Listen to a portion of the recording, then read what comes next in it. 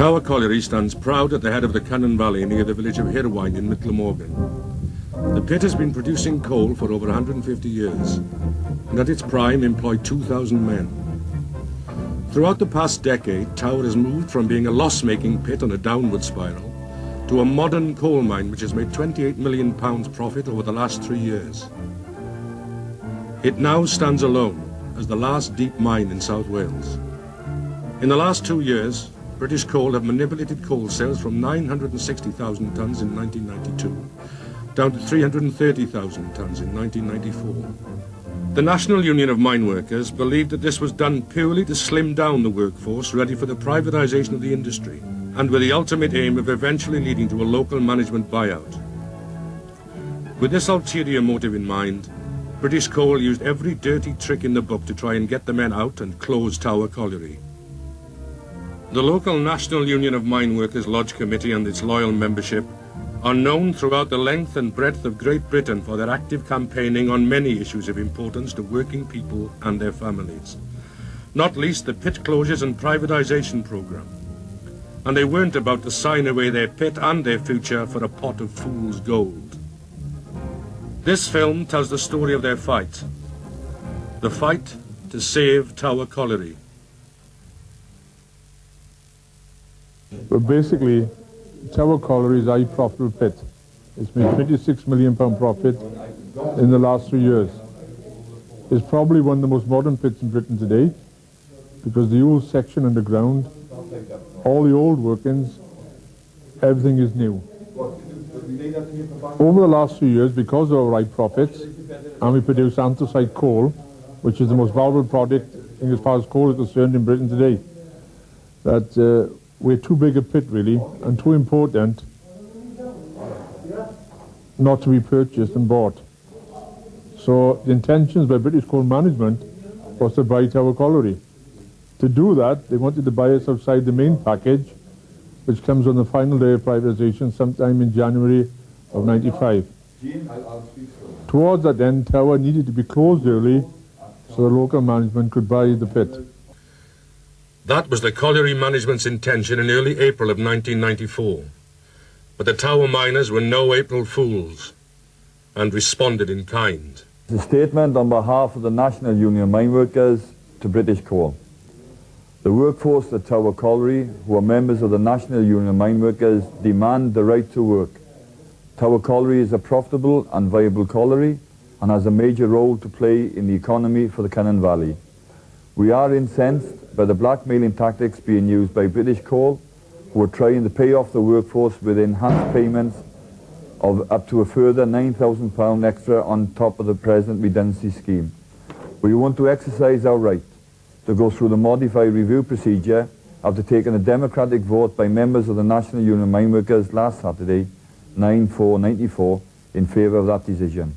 We want full production to resume at the colliery, which is going to cease on Friday, the 15th of the 4th, 94, and to remain in full production up until that last day of nationalisation until the colliery goes into the private sector. We want our present market or an increase in our market to be guaranteed for Tower Colliery into Aberdare Power Station for the remaining life of the pit. We want also the present redundancy scheme protected for our members and for all miners who have served this country with dignity and pride. And now that British Coal have offered enhanced payments of £9,000 to other unions at Tower Colliery to close the pit, we want it also to save the pit. But more importantly, we want employment and security for miners who have a role to play in the country today. Signed, the National Union of Mine Workers, workforce at Tower Colliery. Following the crucial vote taken on Saturday the 9th of April, over 60% of the men voted to fight to keep the pit open and forfeit the bribe of an extra £9,000 offered to them if they closed the pit immediately. On Monday the 11th of April, union leaders were informed that management were telling the men to come up the pit and sign if they wanted the £9,000, and that they didn't have to stick to the decision which they had already made at a democratic meeting the previous Saturday.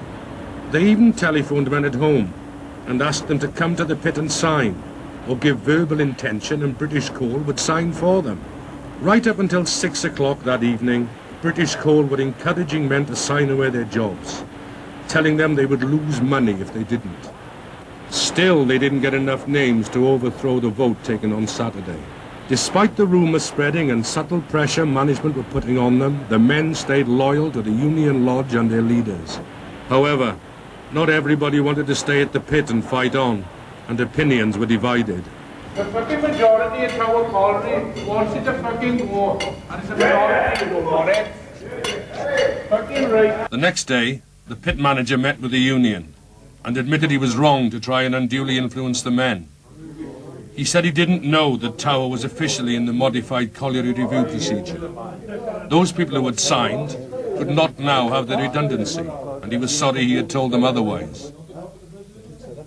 The union's entire campaign strategy against Tower Colliery's closure was based around them being in the modified colliery review procedure. This was their protection and guarantee that present wages, terms and conditions of employment and redundancy payments would remain unchanged right up until privatisation of the pit. It also meant that they could fight on against the management's insistence on closing the pit some 8 months before privatisation, safe in the knowledge that they wouldn't lose out financially. Tyrone O'Sullivan and many others believed that there was no logical reason for Tower Colliery to be closed right now. They believed that the decision to close the pit was politically motivated, and due to the fact that Tower NUM had long been recognised as one of the most active branches in Great Britain. Because of the imminent privatisation of the coal industry, it was widely held that new working practices and terms and conditions of employment would be introduced in the months leading up to privatisation to make the industry more attractive to potential buyers.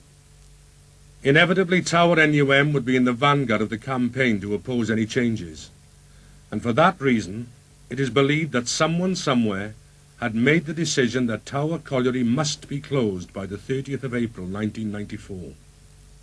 Later, the manager called the union leaders back to his office to inform them that COSA, the mining industry's white-collar union, and NACODS, the pit deputies union, had accepted the £9,000 bribe offer and would be finishing on Friday and starting back at the pit the following week on new terms as contractors.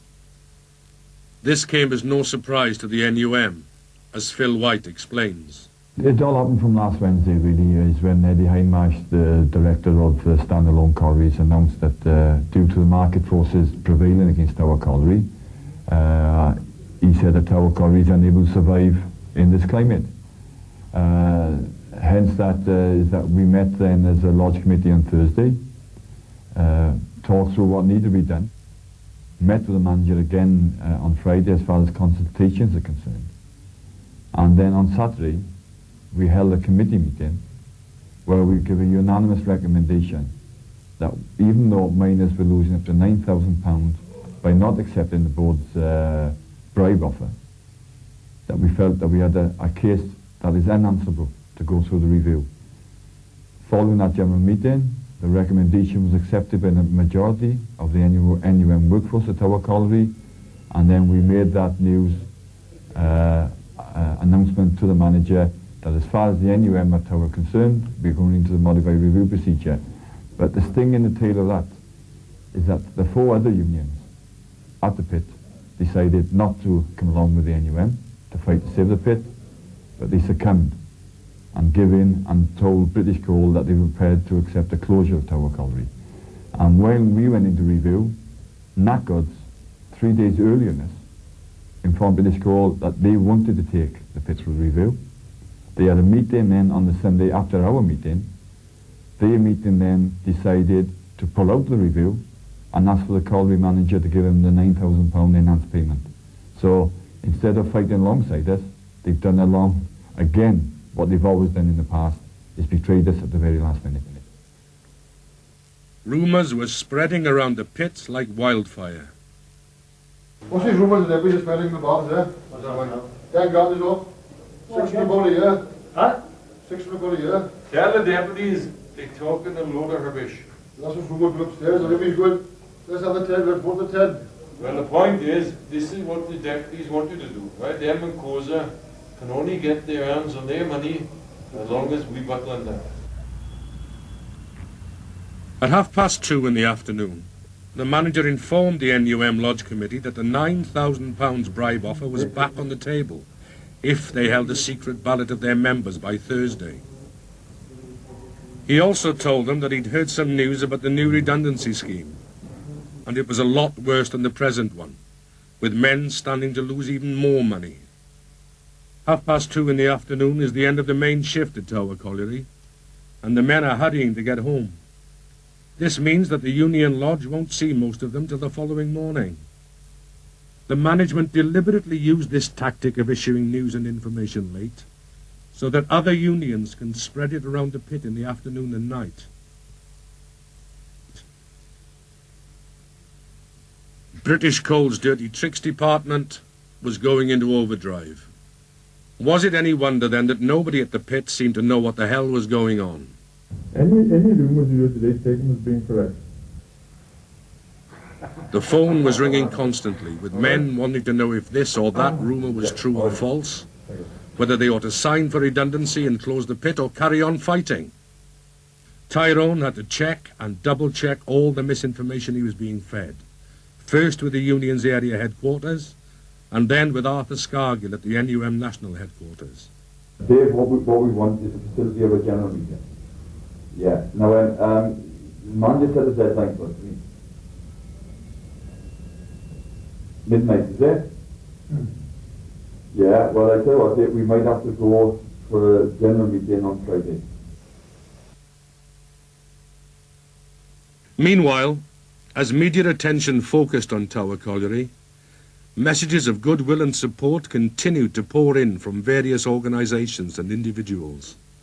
The churches believe that the position that the miners and the communities have been placed under is wrong, that more time should be taken over the decision, that miners can talk to their families, friends, relatives, and the community around them about the impact of the announcement from British Coal. And that's the fundamental purpose of my presence here, is to say that human beings need to be treated with dignity and respect. He went on to say just what he thought of British Coal's treatment of the miners. Fundamentally immoral and bordering on the evil, I would even say. All the unions at Tower were summoned to the manager's office at 10 a.m. to be told that if the pit was still in the modified colliery review procedure by Saturday, then British Coal would withdraw from it. They would then restart the pit with new production targets, meaning increased tonnage for lower rates of pay. The NUM Lodge had until midnight on Friday to explain this latest bombshell to their members and come to a decision. British Coal dropped another bombshell on us. Yeah, and I don't think I can discuss it over the phone anywhere, unless I discuss it with my members. Having failed dismally with the £9,000 bribe offer, the colliery management had declared all-out war on the NUM and redoubled their efforts to close down the pit. It's the worst news you could ever Worst news that we could have expected. Think of the worst news you could ever think of, and double it. And double it. Time, what are they not giving us again? We can't hold meetings at pit meetings, it's got to be a general meeting. And after follows the Lord's committee meeting. Unless we find some way in the next 12 hours to stop what's going on. Stop what's going on. And that's a difficult task. On the morning of Thursday the 14th of April, the Lodge Committee met with the manager and asked for a full list of NUM members and how their wages would be affected by the latest announcement. They also requested written confirmation on new coal targets. Without the correct information themselves, how were they to inform their members of what was going on and recommend appropriate action? By late morning, the news came through that the MP for the Cannon Valley, Anne Clwyd, had taken direct action in support of the Tower miners and had been smuggled down the mine by retired ex-miner Glyn Roberts to begin an underground protest.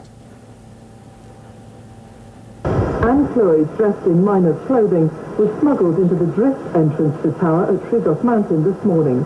She's now at the pit's bottom, where she says she'll stay in protest at British Coal's attempts to close the mine. Fellow Labour MP Brian Sedgmore is in Wales supporting her campaign. He says she's determined. As long as she's got the miners' support, she will not compromise. The courage of Anne Clwyd is extraordinary, and she'll stay down there for as long as it takes. Tempers are high, and the coal board have to realise they have an extraordinary fight on their hands. British Coal has asked Ms Clwyd to leave, saying she's in the mine illegally. She says she'll stay until British Coal backs down and puts the pit through an independent review. The pit management were furious and threatened to discipline anyone caught talking to or helping the MP. What's happened?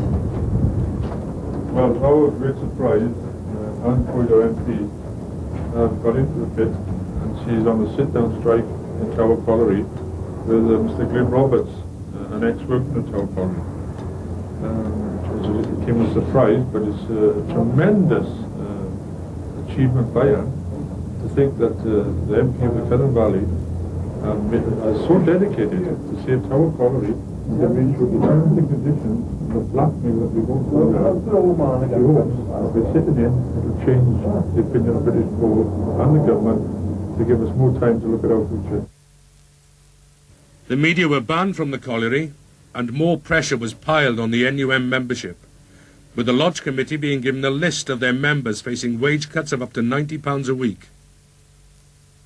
The NUM National Office, meanwhile, confirmed that Tower Colliery was still in the modified colliery review procedure, and no individual person or organisation could take them out of it. Wages could not be cut, and present redundancy terms were protected. A union general meeting was held to discuss the latest proposals and management threats. 40 minutes into that meeting, a letter arrived from the pit manager. It said, "Dear Mr. O'Sullivan, Tower Colliery, I understand that you may be asking your members to take part in a further vote on the future of Tower Colliery at 10 a.m. today. I think it would be helpful if before the vote takes place, I make clear to you and your members British Coal's position. If your members vote to oppose British Coal's proposal to close Tower Colliery, British Coal will formally withdraw that proposal and operations at Tower Colliery will continue. You will understand that in these circumstances, no further consultation in connection with closure will take place because there will be no proposal on which to consult. You and your members are fully aware of the redundancy benefits available in the event that your members vote to accept early closure. Yours sincerely, DJ Fox, Colliery Manager." This was yet another dirty trick to try and get the miners to close their pit. Although confused and disillusioned, the men remained defiant, backing their union and endorsing the decision to fight on and oppose closure. Their leaders, meanwhile, were left to explain their actions to the media. It is very positive. We were just confirmed this morning that only Tower Colliery can follow out the review procedure, and British Coal have not got the right to pull us out. Towards that end, we are confident, we made our decision, we're staying in, and we're fighting back. We are not accepting that ridiculous offer last week of British Coal, that we could go to work, produce more coal for less money. That's no offer to Tower Colliery. So we're in the review, we're staying in, and we're going to prove once and for all that Tower Colliery is a pick for the future. But is it going to cost you money if you're working for reduced wages? We've already given away £9,000. The wages we earn next week, unless we get the pit back into production, yes, it'll cost us money. We won't give a bonus. So our next aim is to get the pit back into production, to prove that the pit can make money and go forward into privatisation. And the mood of the men here was unanimous, that you're all determined to fight on. I would not say unanimous. I'm not that silly. But it was overwhelming. What are you going to say about British Coal's handling of the situation? Well, it is terrible from the very beginning. It goes back, as somebody said yesterday, back to the 1830s. Exactly. That's the tactics they use. They're terrified that Tower Colliery will show them up for what they are. Closing the pit, that's probably one of the best prospects in the country today. So why did British Coal tell you then that you would have to work for reduced wages? Because they wanted us to accept the redundancy and close the pit ourselves, so that no blame would be put on British Coal. All these tactics are not to give Tower a future for the men. It's to close the pit, for us to sell our jobs, and for us to blame ourselves. So British Coal pretend that they're then innocent. It's not working, and it's hurting them. There's a long way to go yet. I'll say again today, British Coal, I'm finished with the workmen at Tower Colliery. They're the worst employers in the country. We don't treat it at all. Did you all unanimously decide to fight on now? No, there's no vote taken. That's all it was. It was up-to-date position in regards to it. The men didn't want to vote.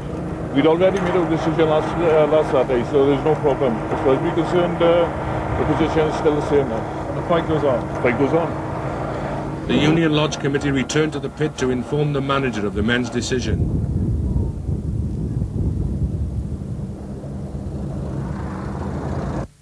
Because Anne Cleward had been denied food and water for the duration of her protest, the union asked her to come up the pit with Glyn Roberts. They emerged triumphantly to a great welcome from the miners of Tower. The underground protest had succeeded in its aim of throwing a spotlight on the dispute and gaining it maximum local and national publicity. It seemed that the NUM had got what they wanted, and the British Coal press release confirmed this. It stated that the NUM could continue to oppose the closure through the modified colliery review procedure. The corporation had decided to withdraw its closure proposal, and normal operations were to be resumed immediately. Tower Colliery would continue coal mining and development operations for the remainder of the year, and be offered for sale as a fully working pit. The men were to be paid fully in accordance with the industry's collective agreements. No redundancies, no closure. The miners had won their fight to keep the pit open. However, they were soon to discover that victory came with a heavy price attached to it. It may seem as a victory to some that we've said, yes, British Coal have for the very first time pulled a colliery out of the review procedure. We are saying the vindictiveness behind that victory is that they've increased our tonnage to produce from 330,000 tonne to 530,000 tonne. But not only that, they're now asking colliers at the face and miners throughout the length of the colliery to produce coal for virtually half wages than what we were on prior to us going into the review. So British Coal have come back with the ultimate punishment. He said, okay, you buggers, you wanted this fight, you were the ones that want your jobs, have them, but you have them at the price. And not only at the price of producing more coal for less wages, is that the redundancy, where we asked for it to be protected up until the last day of nationalisation, until the colliery is handed over to the private sector, has now been reduced by £17,000. Now that Anne Cleward was safely out of the pit and the media spotlight dimmed, the management decided it was time to deliver their hammer blow. What the press release was telling the public at large was a big difference to what the manager was telling the NUM. He confirmed that the earlier wage cuts documents he had given them were the terms he was going to implement at the pit. So although British Coal was officially telling the public that the miners had won and got all they wanted, unofficially, the stark reality was that they intended to make them pay, and pay hard for daring to oppose their closure plans. The hidden agenda of the early closure of Tower Colliery, leading up to a local management buyout, was becoming ever more obvious as they became ever more devious. The truth of the matter was that by the proposed closure date of 30th of April, each man would lose £10,000 in redundancy pay. They would also have to work up until December 1994 on wages 33% lower than at present, with this cutback in wages further affecting any eventual redundancy deal. This meant that the men at Tower Colliery were being asked to work for the 8 months leading up to the privatisation of the pit at a financial loss to them of £17,000, and with no guarantee as to the future of their present terms and conditions of employment once the pit was in the private sector. A hollow victory indeed. It seemed that they were caught in a classic catch-22 situation. They were damned if they did, and damned if they didn't. British Coal had set them up for revenge. Well, it's deplorable. I mean, they are playing with men's minds, they're playing with men's lives. It's that we can ill afford to put our members through mental torture. And that, unfortunately, is the situation. I mean, they're not all the same as us. I mean, we've been in the game of representing men, negotiating with British Coal, consulting with British Coal for a long, long time. And when our members don't have that sort of first-hand action, they don't see the picture as clear as we do then. But, I mean, this is the ultimate price that we've got to pay for taking the state mechanism on. And it's not British Coal, it's above them altogether. It's British Coal being pulled with strings by the Tory government. It's Egger and Heseltine and the rest of the crew telling them the men at Tower Colliery are getting an embarrassment. They are getting support through the length and breadth of this country, which is to us is so dangerous that a small spark could set off a fire. If that spark sets off that fire, then you will have to come back. Because this government can't take, or ill afford then, I would say, to see other angles of action being taken by other workers in support of Tower Colliery. They need to isolate us, and they need to take us out. And they hell-bent on taking us out. A meeting was hurriedly arranged between the full Lodge Committee, George Rees, General Secretary of the South Wales NUM, and Arthur Scargill, President of the NUM. This meeting could not come up with any guarantees of staying in the modified colliery review procedure under the protection it afforded them, only challenges to it in the courts, and there was no time available for this. Oh, good. Kick one now. In by you.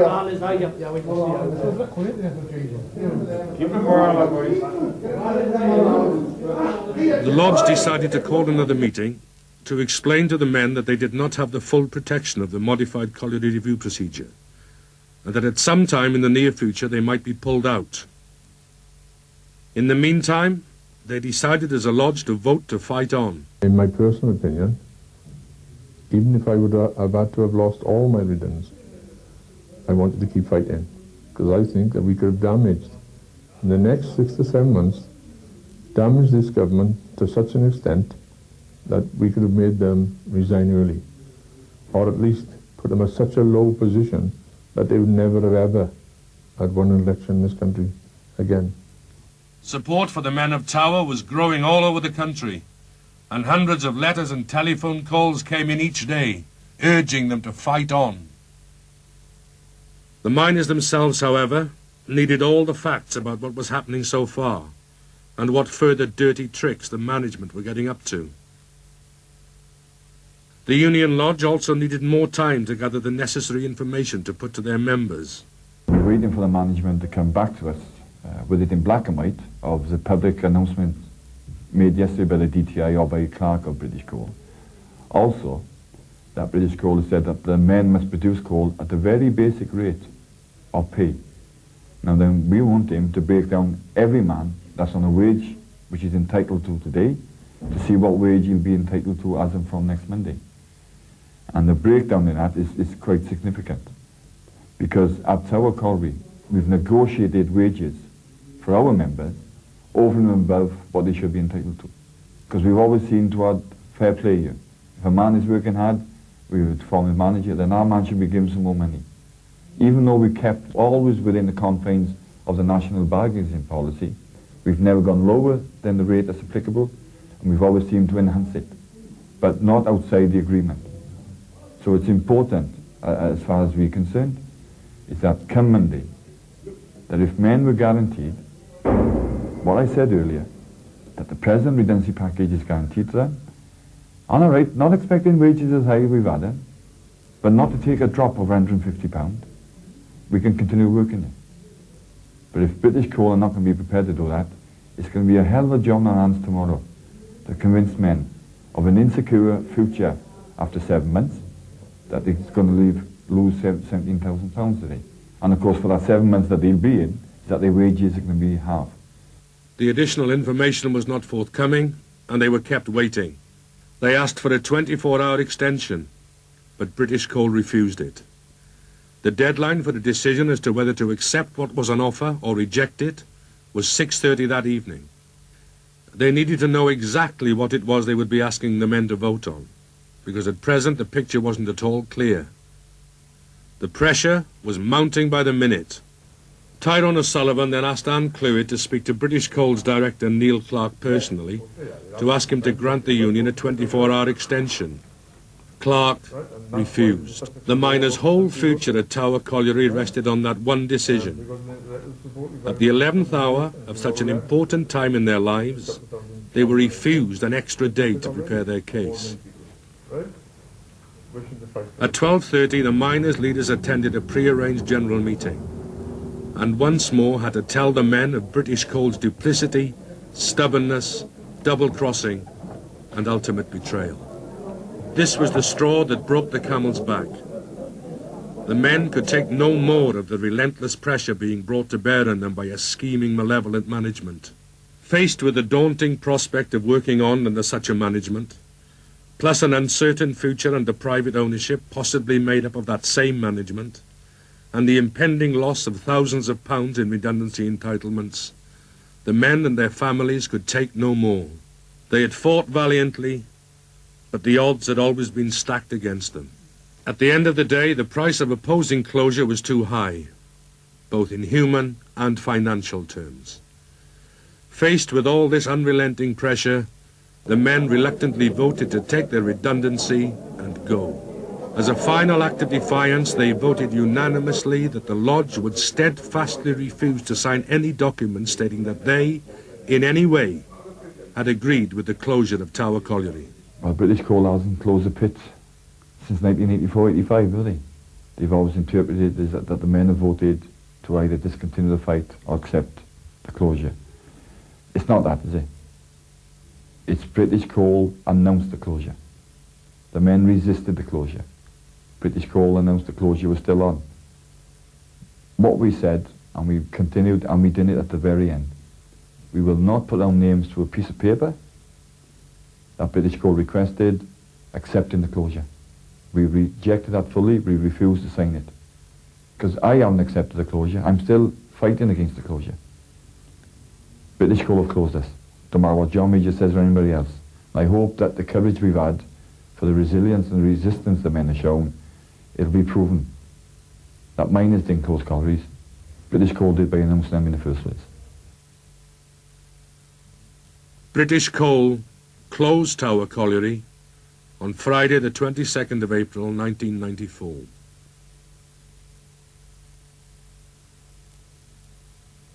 Tyrone, Phil and many others vowed that they would return to their pit.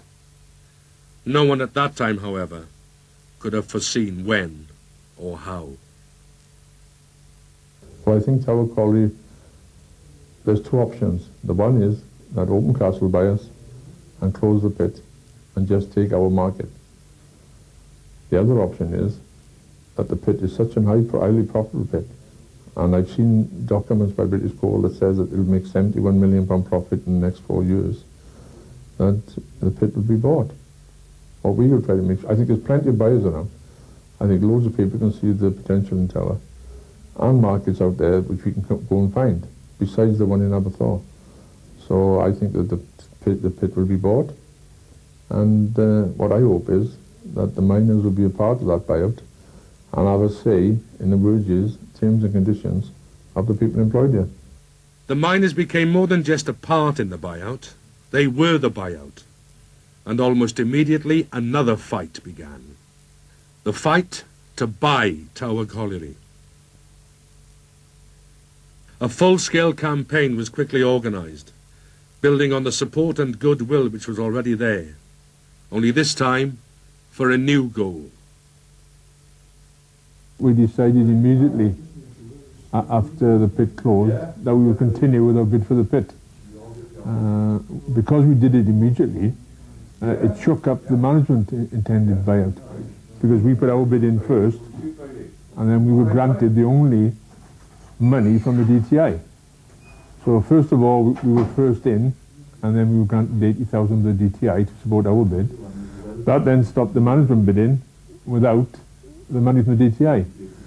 It was also made very embarrassing for them. How could they bid for the pit immediately after the closure when they had been quoted as saying the pit wasn't viable? So this has caused us many problems with local British Coal management, because they have been very unhelpful with some of the information they could have given us in early months. Since then we've gone ahead and we've picked, first of all we went to Price Waterhouse. It's ironical when you think of it that Price Waterhouse were the company that secret-stated us in 1984-85, but we felt from the beginning if we're going to go for a bid, we want the best bid. They even offered the hand of friendship and cooperation to their old enemy, who for so long had obstructed their efforts to keep the pit open. We initially had fairly interim talks with the manager, of saying that the best thing possible for the pit to survive after the privatisation was for management employee buyout. But woe and behold, the management pulled out and left it by ourselves. So what we've done since April is that we've now gone for a full employee, 100% employee bid for the pit. So really all the activities, even with the large business that we carry out, most activities have been is mounting a campaign and a bid to get the pit back, which we hope within a couple of weeks' time that we know whether or not we are the preferred bidder or the final bidder for the pit. MPs were lobbied, and letters and petitions were fired off to John Redwood, Secretary of State for Wales, and Michael Heseltine at the Department of Trade and Industry. Support for the miners' buyout bid was huge, and everyone in the Cannon Valley and many thousands more in the rest of Wales and Great Britain rallied to their cause. Supported very much, yes. I think they should buy it back, bring the jobs back to where they've lost them now. I think it's a good thing. Bring jobs to the valley, yeah. Well, they deserve to get it anyway, don't they? And I hope they can make a bomb out of it. Yeah, I would support it, yeah. But certainly support them, and I wish them the best of luck. I think you'll find that most of the people around here will support them. The local council provided them with office space in Aberdare, and TIBO, Tower Employees Buyout, and its founders, all NUM Lodge Committee men, co-opted individuals and loyal members of the union, worked tirelessly throughout the rest of the year to present what they knew in their hearts to be the best bid. The men have had every confidence in us as a lodge, and we've had every confidence in the men as a lodge. And I think overall that mutual feeling and respect for each other made sure that we were going to go the right road. They got no doubt when we asked the men, let's make a bid, they were 100% behind it. When we asked the men initially to cough up £2,000, 100% behind it. When we asked the men for a further 6,000 on top of the two, 100% behind it. Every way through, every step taken, there's every confidence that we're going to get forward. And the confidence, I said, is mutual respect from both parties. Their unstinting effort and that of their wives, families, friends and supporters everywhere was finally rewarded with the news that they had been waiting to hear. In October, they were announced as the preferred bidder for the pit. We had by far the best business planning. Not only that, we had the situation where we were employing the most. And not only employing the most, paying decent wages, and still making a profit. I think we blew the rest out of the water. I think it was a strong political influence. I think at the end of the day, the Tory party could always use it to their advantage by saying that they had given the pit to the workers. It's a part of their new policy. So that was an advantage to them. We played that up as well. After all, if you're there, you must play to win. But I think the most important thing of all was our business plan and our ability to sell coal. I think it will be very successful. I think it's wonderful. I wish them every success. Well, I think it's good. It's very good for the Cannon Valley. I think the miners in Tower Colliery have done a marvellous thing, and I wish them all the best, and they just show this government what can be done in South Wales. Well, I think that they've fought a very long and what seemed at sometimes an impossible battle, and I think that it's an incentive for anybody who thinks that they're beaten to go about trying to do something, because I think that if anybody had taken odds on it when they started, they wouldn't have thought that they could have managed it. But manage it they did. And on the 24th of December, Christmas Eve, Santa Claus well and truly arrived with the keys to the pit. Everywhere, wherever you go, people are stopping you and shaking your hand and saying it's the first victory that working people have had for a long, long time. And they do see it as a victory for the working class. They see that these men marching back to the tower is a victory for the whole movement, a victory for ordinary people.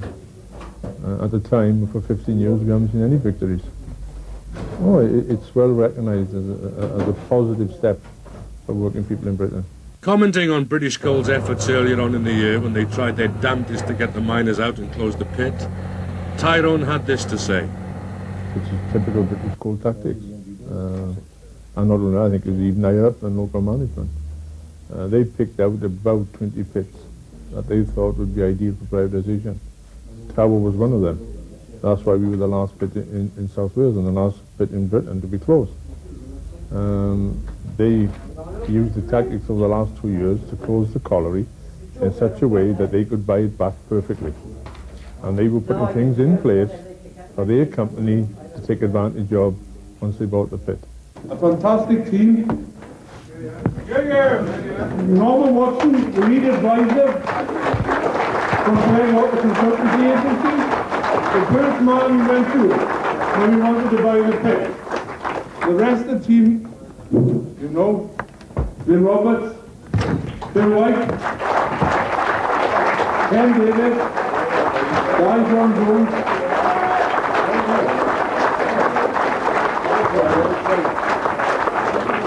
On the 22nd of April, we closed the pit. We only had 9 days to qualify to buy the pit. And through the help of Norman Watson, he guided us through the 9 days. Everything else is history. The ultimate privatization. The workers running their own industry. Tower Colliery now belonged to them. The future, their future, was now in their own hands. We've got to remember one thing, that Tower has been different and always has been different. We never ever worked without the workforce supporting what we're doing. We've remained loyal to them and tried to be honest with them over many, many years. Now when you achieve that, that loyalty doesn't come easy. It comes to the proof you put in the years before. And because of that, the men trusted us. And because of that trust, we were able to show strong leadership. And you can't go forward with just the colonels or the lieutenants marching. The whole army's got to march. That was built up over a long, long period. And the only way you can get working people to trust you is to be honest with them, through difficult times as well as the good times. And at the end of the day, it was a fantastic army. There may have been good generals, but there were bloody good soldiers too. That hard fight by the Tower miners to save their pit meant that they could look forward to a happy new year in 1995, when Tyrone and those bloody good soldiers, families, friends and supporters marched victorious into Tower Colliery on Monday the 2nd of January.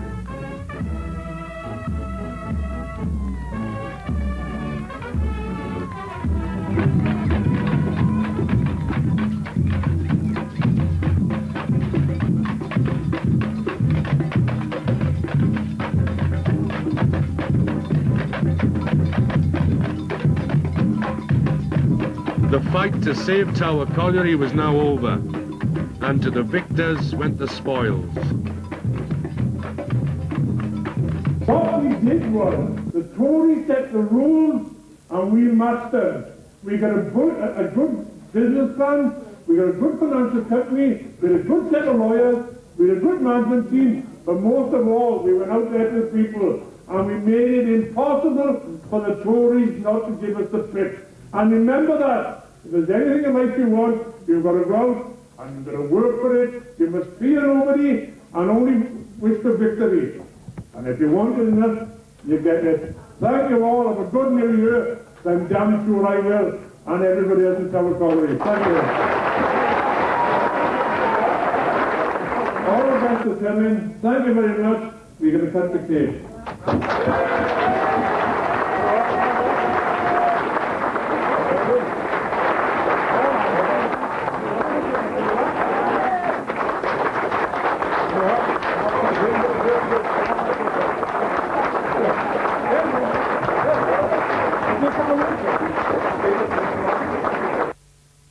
Now that the celebrations are over, the hard work begins as the struggle to survive and make a success of their venture goes on.